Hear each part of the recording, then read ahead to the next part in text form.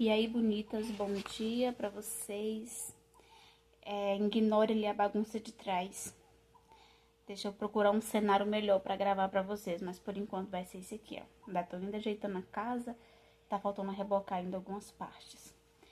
Então, hoje eu queria gravar um vídeo diferente pra vocês. Que tipo de vídeo? Nós temos a lição desse semestre, né? Que ela é do quarto trimestre. Olha só aí, ó, a lição. E ela é uma lição bem interessante. E eu estava lendo aqui a lição de domingo, que é sobre as promessas de Deus para a igreja. E aí isso me chamou muita atenção. E aí eu fui estudar para mim poder ver e entender que promessas são essas. E eu confesso que eu fiquei assim, por mais que a gente já conheça, né, a palavra, a gente sempre é surpreendido, né, com os novos acontecimentos. E aí a gente percebe o quê? Que essas promessas divinas, essa promessa de Deus que foi feita à igreja, né? Que foi feita à igreja, a gente percebe que ela já tinha sido idealizada por Deus, né? Desde o princípio, desde os primórdios. Ela já havia sido idealizada. E aí a gente vê que com o passar do tempo ela vai sendo edificada. Ou seja, com o nascimento de Jesus, ela vai sendo edificada cada vez mais. E com essa promessa do nascimento de Jesus, a gente sabe, né, quando Jesus morreu e ressuscitou e foi elevado aos céus, ele deixa ali, ele fala que iria ficar com a gente o Consolador. E quem é esse Consolador? É o Espírito Santo. E é justamente esse Consolador que vai guiar essas promessas pra gente, né? E aí a gente chega aqui dentro do primeiro tópico, né, que ele vai falar sobre a natureza, aqui ó, a natureza da promessa de Deus para a igreja. Aí nós temos o primeiro subtópico, né, que tem o título por A Promessa de Sinais Sobrenaturais, né?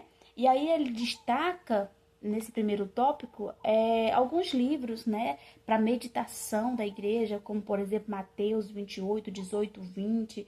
E aí, para a gente trazer um complemento melhor, a gente pode também trazer o livro de Marcos 16, 17 e 18, né, que vai justamente falar sobre essas promessas de sinais sobrenaturais, né? Ele diz assim, que estes sinais seguirão, né, aos que crêem. Que sinais são esses, né? Jesus fala que no nome dele a gente iria expulsar demônios, nós iríamos falar novas línguas. Foi promessa do princípio que ele prometeu e que de fato se cumpriram, né? Mas que sinais sobrenaturais? A gente poderia até se perguntar que sinais sobrenaturais são esses, né? A gente vê que são as manifestações do poder de Deus, né? Justamente para confirmar a fé nesse evangelho que nós cremos, que a gente crê, né? Isso que nós cremos.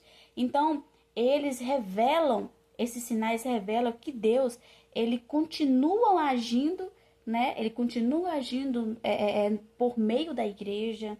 E aí, nos dias atuais, no século XXI, a gente percebe que esses sinais, eles se fortaleceram, vêm se fortalecendo na igreja, né? E aí, esse fortalecimento, ele demonstra que o reino de Deus, ele está muito presente e ele está muito ativo dentro da igreja e das nossas vidas, apesar dos momentos que nós vivemos nos dias atuais. A gente vê que não é fácil levar o evangelho, a palavra de Deus nos dias atuais, né? Justamente por conta dessa modernização que está se intensificando também, que está se globalizando no meio social e dentro também da vida cristã, né? E aí a gente segue para o próximo tópico, que fala sobre a promessa do revestimento de poder, né? E aqui a gente pode trazer o livro de Atos 1:8, né? Que ele fala que o livro de Atos 1:8, ele diz o quê? Mas recebereis poder, né? Ao descer sobre vós o Espírito Santo, né? E aí ser-me-eis testemunhas, né? E aí o que essa parte do versículo quer dizer, né? Ele fala que a igreja, ela não pode cumprir sua missão sozinha, né? E ela não pode cumprir essa missão sem o poder do Espírito Santo. Então, ela precisa do Espírito Santo. Ela precisa desse revestimento. Ela precisa dessa capacitação sobrenatural, justamente para continuar testemunhando de Cristo, não é isso? E enfrentar os grandes desafios que virão, que virão pela frente, principalmente os desafios espirituais, né? E aí é por isso que nós precisamos dessa ousadia, dessa autoridade que o Espírito Santo nos concede, né? Através de Jesus, de Deus, né? E aí é bem interessante esses pontos que a lição traz, porque nos deixa reflexões bem intrigantes mesmo pra gente, né? E aí nós seguimos pro terceiro ponto, que ele vai falar sobre as promessas espirituais para uma instituição espiritual, né? Ou seja, promessas espirituais para uma instituição espiritual. E aqui a gente traz o livro de 1 Coríntios, né? 12, 4 e 7, né? Onde Deus vai oferecer os dons espirituais, e esses dons espirituais eles servem para edificar a igreja, não é isso? E aí a gente pode tecer um comentário bem simples, né? Mas que traz toda uma explicação lógica desse ponto, desse capítulo, né? De Coríntios 12, 4 e 7, né? Que ele fala que a igreja, na verdade, ela é um organismo espiritual, né? E aí as suas promessas, elas estão voltadas justamente para essa edificação espiritual, né, das pessoas, não é isso? De cada membro que compõe ali a igreja e da comunidade, né? De um modo geral, podemos assim dizer, né? Então, esses dons espirituais, esses frutos, né, que são manifestados através dos dons espirituais, elas são o quê? São evidências, né, de como Deus, ele equipa, né? Ele equipa a sua igreja, né? Justamente para essa igreja crescer, né, em santidade e também fazendo a missão dele, que é levar o evangelho, como eu falei, né? Que ele deixou três ordens lá, bem no início eu falava sobre isso, que é o ide, ensine e batize, ou seja, vai, ensine minha palavra e batize também no meu nome, né? Então, é isso aqui que vai compor e vai fechar esse ciclo, não é isso? E aí nós temos o segundo ponto, que ele vai falar sobre as promessas de Deus para a igreja, né? E aí dentro dessa promessa de Deus para a igreja, nós temos a promessa de vida eterna, né? O que é isso? Aí a gente já pode trazer um dos versículos da Bíblia que ele é universal, pessoal. Toda vez que você falar sobre esse livro, sobre esse capítulo e esse versículo, praticamente 90% da população vai saber de cor salteado o que está escrito em João 3,16, né? O que João 3,16 nos fala? Ele fala assim, ó, porque Deus amou o mundo de tal maneira, né, que deu o seu Filho unigênito para que todo aquele que nele crê não pereça, mas tenha vida eterna, né? E aí a gente consegue perceber que essa vida eterna que Jesus está nos prometendo, ela é o maior presente, né, que já foi prometido à igreja. É a esperança, né, de manter nós cristãos firmes e fiéis, né, apesar das dificuldades que a vida vem nos propor, né, apesar de todas as incertezas que possa permear nossa mente sobre o próprio Jesus, sobre a vida eterna, mas nós cremos lá dentro do nosso íntimo. É igual um hino que a gente vê, né, que apesar dos nossos defeitos, das nossas fraquezas e queda, quando o Senhor analisa o nosso interior, ele percebe que dentro de nós temos o desejo de buscá-lo, de adorá-lo e de servi-lo, né, com toda a sinceridade de nossa alma. Então é justamente isso, essa vida eterna, esse é o maior presente, né? Porque a morte, pessoal, ela não é o fim. As pessoas acreditam que a morte é o fim de tudo e não é. A morte é apenas o começo de uma eternidade, é o fim aqui do material, mas nós cremos, nós acreditamos numa vida sobrenatural, numa vida para além dessas que os nossos olhos conseguem ver e imaginar. Existe algo para além disso. E é justamente essa eternidade que nós acreditamos, que iremos viver com o Senhor, com Cristo na eternidade, né? E aí nós temos o segundo tópico, né, do primeiro ponto, que ele vai falar sobre as promessas de poder.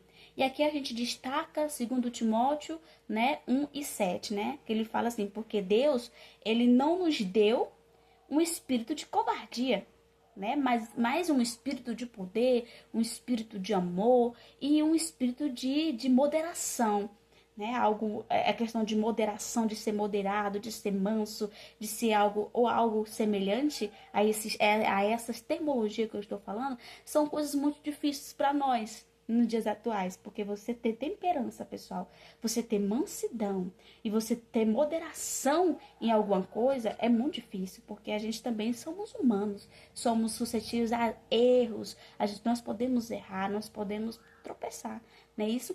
E aí, dentro desse tópico de 2 Timóteo, a gente tem um comentário bem interessante, né? Que a gente percebe que o poder que foi prometido a nós, ele não é apenas para milagres, mas também ele é para que nós possamos viver uma vida de vitória, né? Uma vida cheia de amor, né? E então é esse poder que vai permitir com que nós consigamos enfrentar as tentações e testemunhar com mais ousadia, né? E superar as provações futuras que virão, né? Isso com mais perseverança, com mais confiança. Aí eu posso destacar também aqui a fala de Davi, né? Quando Davi ora a Deus e pede que Deus venha dar um espírito para ele, um espírito inabalável. O que é esse espírito inabalável? É um espírito que, por exemplo, você está aqui, alguém traz uma má notícia para você. Aí você não consegue se controlar, você não consegue se conter. Se for alguém que morreu da sua família, um ente querido, né, que faleceu, você não vai suportar aquela dor. Então, eu posso associar esse espírito inabalável com isso. Se você recebe uma má notícia, você vai conseguir suportar aquela dor. Entendeu? Porque Deus vai te ajudar a suportar aquela dor. Então é um espírito inabalável, que não vai se abalar por qualquer coisa ou por algo que vai acontecer. E aí, dando continuidade, a gente tem o último tópico, que é o segundo ponto, que ele fala sobre a promessa da glorificação do nosso corpo. Aqui é outra promessa que Deus, que Jesus e Deus nos prometeu, né? Que iria cumprir em nossas vidas, né? E aqui nós temos o 1 Coríntios 15, 52 e 53, né? E aí ele fala, ó, no momento e no abrir e fechar de olhos, ao soar da última trombeta, os mortos eles vão ressuscitarão. E aí essa ressurreição que eles falam são num corpo incorruptíveis, né? E nós seremos transformados, né? A gente morre, a gente falece com um corpo incorruptível, né? Um corpo que se corrompe, né? Facilmente, porque a nossa carne, ela anseia, ela deseja tudo aquilo que nossos olhos conseguem ver, porque tem muitas pessoas que falam assim, eu só vivo uma vez, então eu vou viver intensamente, eu vou fazer aquilo que minha carne tem vontade de fazer, aquilo que meu coração deseja fazer, então eu vou fazer. E aí eles fazem, né? Vivem uma vida desregrada, totalmente achando que é só essa vida que existe, porque as futuras, eles pensam que não tem vida futura, porque vai acabar ali e pronto. E aí, nós temos aqui um comentário, né, sobre essa promessa de glorificação do nosso corpo, né? Porque essa promessa, ela nos lembra de que um dia nós seremos o quê? Transformado, de que um dia nós seremos livres dessas limitações do corpo mortal, não é isso? Nós teremos um corpo glorificado, assim como Cristo, né, após a ressurreição, após a sua morte, né, ele teve o seu corpo glorificado, o seu corpo transformado, né? Então isso nos motiva justamente a perseverar. A perseverar em quê? Na nossa fé, né? Porque a gente sabe da nossa redenção futura que vai se completar, né? Que vai se completar e não vai demorar. Essa completude dessa promessa de ter um corpo incorruptível, não é isso? E aí nós temos aqui o terceiro tópico, né, que já vai ser o nosso último, né, que ele vai falar sobre as condições, né, para a gente viver essas promessas de Deus. E aí o que a gente precisa? Aí ele disse que nós primeiro precisamos crer. Aí depois a gente precisa ser fiel. Aí depois a gente precisa obedecer. São três fatores interessantes aqui, né? Que tem muita sua ligação. São muito parecidos, podemos assim dizer, né? E aqui nesse preciso crer, a gente destaca o Hebreus 11:6, que ele fala o seguinte, que sem fé é impossível agradar a Deus, né? Ou seja, essa fé que nós temos que ter, né? Ele é o primeiro passo para a gente receber essa promessa de Deus, né? A gente precisa confiar no caráter, né, e na finalidade de Deus, né, mesmo quando as circunstâncias possam dizer não, né, mesmo que parece as coisas ruins, elas podem ser mais favoráveis à nossa vida, a gente tem que continuar crendo, confiando e perseverando, né? E aí é justamente para que essa promessa venha a se cumprir em nossa vida. É crer no impossível, gente. Na verdade, pessoal, é crer no invisível. É uma coisa muito difícil você crer naquilo que você não vê, naquilo que você não toca, né? Mas que você sente a presença do Senhor na sua vida, então isso é o suficiente. Então você tem que crer.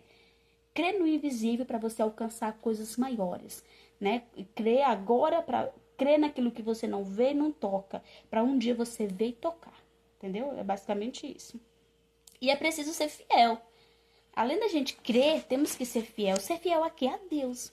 Ser fiel a Ele, né? Aí ele fala que Apocalipse 2:10. O que Apocalipse 2:10 diz? Ele fala assim, ó, ser fiel até a morte e dar-te-ei a coroa da vida. Então a gente só vai receber a coroa da vida, como o Apocalipse está dizendo, se nós formos fiéis. Fiéis a quem? A Deus. Então a gente só vai receber a recompensa se formos fiéis. E isso existe para toda a nossa vida. Até aqui na Terra, se vocês pararem para ponderar as coisas, vocês percebem, por exemplo, se você vai fazer um concurso, fazer uma prova para entrar na universidade, você percebe que tu só alcança o objetivo se você perseverar, se você estudar. Se você parar de estudar, você não alcança. Você fica lá mesmo. Mas se você perseverar, vou estudar para me alcançar as primeiras vagas, para me ter uma boa colocação, ou fazer um curso na faculdade, um curso legal, você tem que estudar para você passar na prova. Ali é perseverança, ali é fé no invisível, é crer naquilo que você não tem certeza se realmente vai dar certo. Mas você insiste, você persiste até alcançar. Então é basicamente isso, né? É basicamente o que o Apocalipse 2:10 está dizendo para você. Ser fiel até a morte, dar-te a coroa da vida, né? Ou seja, essa fidelidade ela é necessária em todo momento, né? Justamente para a gente manter essa comunhão com Deus e justamente alcançar essa recompensa, né? Recompensa essa que foi prometida, né, por Deus. Então, ser fiel, na verdade, significa também perseverar, né, ser obediente, ter confiança, mesmo diante das dificuldades, né? Dificuldade essa que, na verdade, é nada mais do que as tentações, né, que cada dia mais está à nossa frente. E aí, no último tópico, para a gente fechar essa lição, nós temos aqui, é preciso obedecer a Deus, né? Então, vocês viram que a gente tem que crer no invisível, a gente tem que ser fiel a esse invisível e temos que obedecer a esse invisível. Quem é esse invisível? É Deus, é Jesus. Você tem que crer nele, você tem que ser fiel a ele, você tem que obedecer a ele. A ele, nós temos toda a nossa devoção a ele, ao nosso Deus, não é isso? E aí aqui nós temos aqui o Deuteronômio, é isso a pronúncia? 28:1 e 2, né? Que ele fala assim, ó, se ouvires a voz do Senhor, teu Deus, e cuidares em cumprir todos os seus mandamentos, todas essas bênçãos virão sobre ti. Para além desse capítulo aqui, tem outro versículo, né? Que ele vai explicando sobre as bênçãos que o Senhor tem para aqueles que buscam e esperam nele, né? E aí ele fala que tudo isso acontece quando você é fiel a Deus, então não precisa você se precipitar em querer colocar as mãos sobre os pés, não é isso? Porque elas virão. Deus sabe de todas as coisas, Deus sabe do que você precisa, Deus sabe das suas necessidades espirituais, das suas necessidades físicas, das suas necessidades espirituais, né? Como eu já falei, emocionais, financeira, amorosa. Todas essas necessidades Deus conhece. Então, se você for fiel a Deus, permanecer firme, você vai alcançar coisas grandiosas, maravilhosas em todas as áreas da sua vida. E aqui nós temos um comentário sobre essa questão de obedecer a Deus, né? Porque obedecer a Deus, na verdade, é uma demonstração de quê? De amor, é uma demonstração de respeito por Ele e por Deus, né?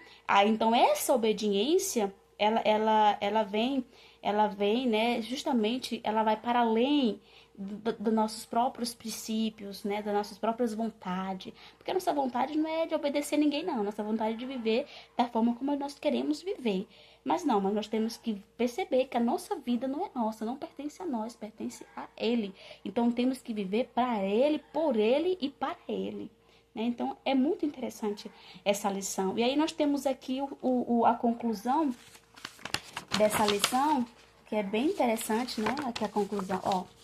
Leia aí essa conclusão, vocês podem acompanhar. E a gente pode perceber que dentro dessa conclusão, as promessas de Deus, né, para a igreja, elas são maravilhosas, né, porque ela vai abranger todas as áreas da nossa vida. Como eu acabei de falar, na nossa área espiritual, na nossa área física e até nossa área eterna, né, para a eternidade. Ela vai servir para tudo, né? No entanto, tem um porém, né? No entanto, para nós experimentarmos, né, todos esses benefícios bons que a Bíblia nos oferece, temos que realmente ser obedientes a Deus, tá bom? Então, eu gostei bastante dessa lição, então eu achei muito interessante compartilhar com vocês para que vocês também possam entender um pouco mais sobre o que é essa promessa que Deus tem deixado, né? Que Deus deixou para nós, dessa promessa de dizer. Deixa eu procurar aqui as promessas de Deus para a igreja, né? Então, essa promessa é para todos nós, ela abarca toda a humanidade, todos aqueles que desejam buscar a Deus, todos aqueles que desejam servir a Deus com integridade, com amor e retidão a Ele, fidelidade a Ele. Então, fiquem todos com Deus, espero que tenham gostado e até a próxima vez, tá? Tchau.